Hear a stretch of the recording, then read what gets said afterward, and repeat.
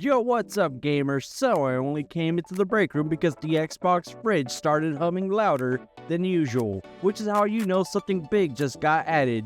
I checked the Game Pass board and suddenly January stops being slow. Microsoft just confirmed the next wave of Xbox Game Pass editions, rolling out from January 21st through early February. And yeah, there are some real heavy hitters in this lineup.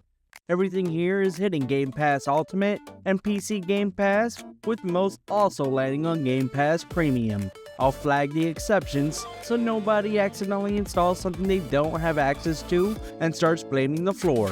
But before someone installs all 10 games at once and crashes the Wi-Fi, smash that like button, hit subscribe, and tell me in the comments down below, what's the first Game Pass game you're downloading this week? Alright, grab a mop. Let's start with one of the biggest drops of the month. Starting strong on January 21st, Death Stranding Director's Cut. This is Hideo Kojima's delivery simulator disguised as an existential crisis, a slow atmospheric open world game about reconnecting a broken world one package at a time. You play as Sam Porter Bridges, a courier in a post-apocalyptic America wrecked by otherworldly Death Stranding explosions that blur life and death. Rain ages everything it touches. Invisible BT ghosts drag you to the underworld if you're sloppy, and bandits steal your cargo. As for your shift, you haul fragile packages across mountains, build roads, zip lines, and link cities to the Chiral network before humanity unravels, like mopping a BT-infested hallway that refloods if you miss a spot. You're traversing harsh terrain, managing balance, stamina, cargo weight, and your own patience while hauling supplies across a ruined America that really does not want to be crossed. Combat is secondary, planning is everything, and every successful delivery feels like finishing a shift without dropping the mop or your dignity. This is a definitive edition too.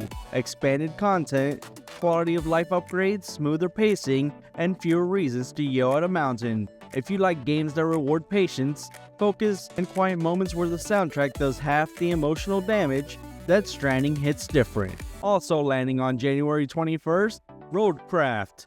PC only. This is a creative simulation game built around designing, building, and managing road systems from the ground up, because apparently someone has to fix traffic too. There's no epic story here, just pure sim life as a road engineer plotting highways, bridges, and interchanges from dirt to asphalt paradise.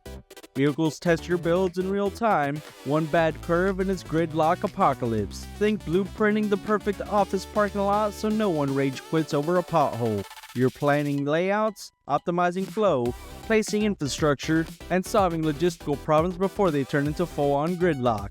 When it works, it's beautiful. When it doesn't, everything collapses immediately and very politely blames you. It's calm, methodical, and extremely stare at the screen for 40 minutes without blinking energy. The kind of game where progress comes from thinking ahead instead of reacting. Pure janitor brain, Blueprint Edition. If you enjoy preventing messes before they happen, ROADCRAFT absolutely understands the assignment. Next up on January 21st, Ninja Gaiden RAGEBOUND. This is a modern 2D revival of classic Ninja Gaiden energy. Fast, precise, and completely uninterested in giving you a warm-up.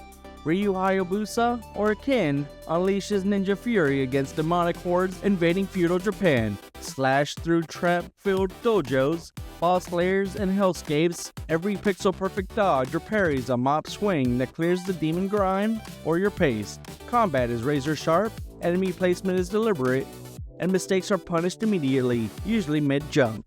You're learning patterns, mastering movement, and surviving pure on skill. No grinding, no safety nets, no excuses. It's old school difficulty with modern polish, the kind of game that demands respect and hands you a mop only after you've earned it. If you miss action games that expect you to get better instead of getting stronger, Ninja Gaiden RAGEBOUND is here to test you.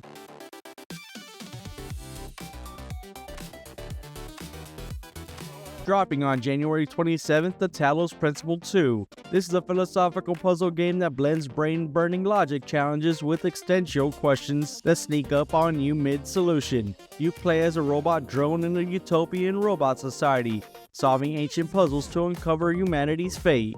Lasers, drones, time loops, redirect them all while debating free will versus programming with holographic philosophers. It's like reorganizing a supply closet that questions if shelves even have souls. You're solving large-scale environmental puzzles, redirecting lasers, manipulating physics systems, sequencing mechanisms, all while the game quietly asks questions about consciousness, purpose, and what progress actually means. There's no rush here. It's deliberate, thoughtful, and incredibly rewarding if you enjoy puzzles that make you stop, stare, and rethink your assumptions.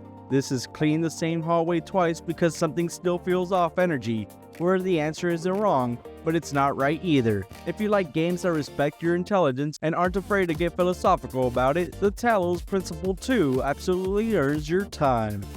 Landing on January 28th, ANNO MUTATIONEM. This is a stylish action RPG that blends cyberpunk aesthetics with side-scrolling combat, light exploration, and a ton of neon attitude.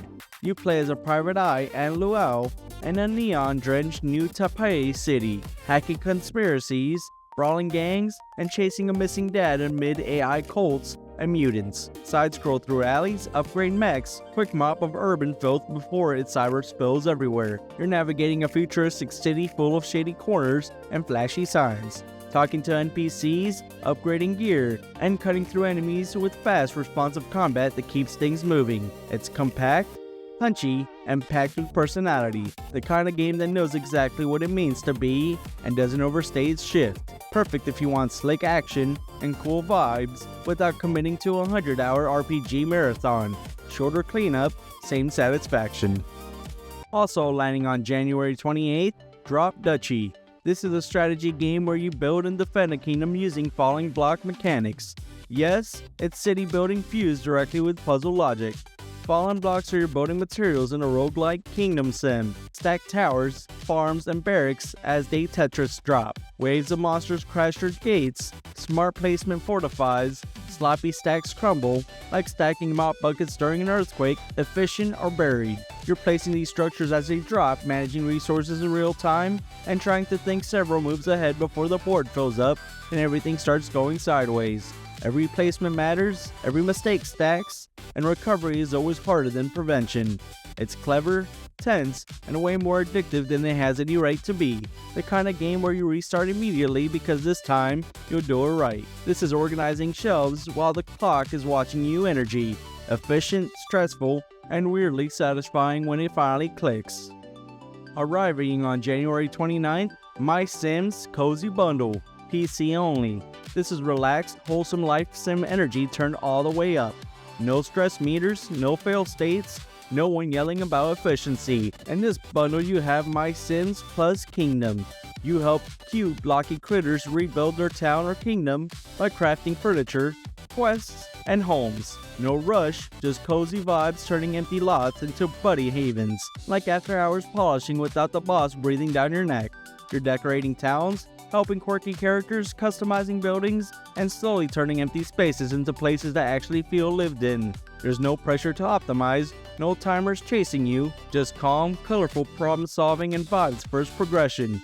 It's the kind of game where progress happens quietly, like mopping after hours when the building's empty and nobody's rushing you. Sometimes you don't need intensity, sometimes you just need a clean floor and a little space. And here's another heavyweight landing on January 29th, Warhammer 40k Space Marine 2. This is brutal third-person action where you play as Ultramarine Titus, and your job description is simple: eliminate problems permanently. You're dropped into a full-scale Tyranid invasion, endless swarms of alien bugs, chaos forces, and heretics, and you respond the only way a Space Marine knows how.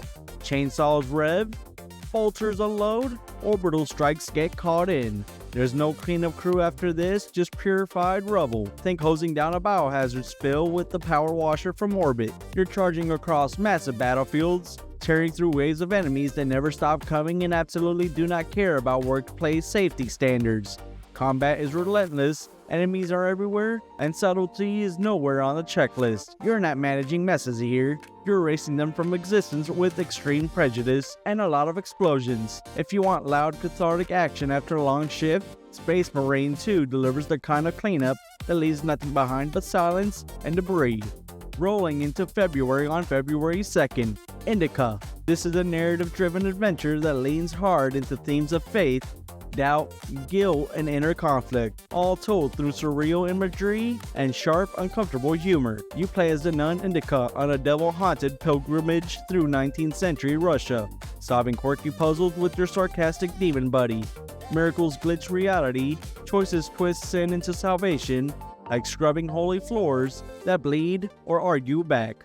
You're not here for combat or power fantasies, you're here to walk, observe, reflect, and occasionally question everything you thought you understood.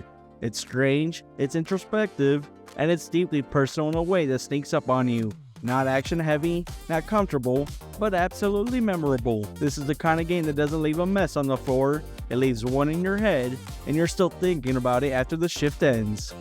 And finally, landing on February 3rd, Final Fantasy II. This is one of the most divisive entries in the entire franchise, and also one of the most fascinating. You play as rebels Firion, Maria, Guy, and Leon, who resist the Palamician's empire's tyranny in a medieval fantasy world. Steal airships, storm castles, wield magic, leveling ties to experimental grit, like trialing a new mop that only works if you swing it 100 times. Instead of traditional leveling, your characters grow based on what they actually do. Swing swords, you get better at swords. Take hits, you get tougher. Cast spells non-stop. Congrats, you're a wizard now, Harry. It's experimental, a little weird, and absolutely not afraid to let you build your party wrong and live with it. You can see the ideas forming here, systems that would influence RPG design for decades, even if the execution is a little rough around the edges. This is gaming history with scuffed floors and handwritten notes taped to the wall.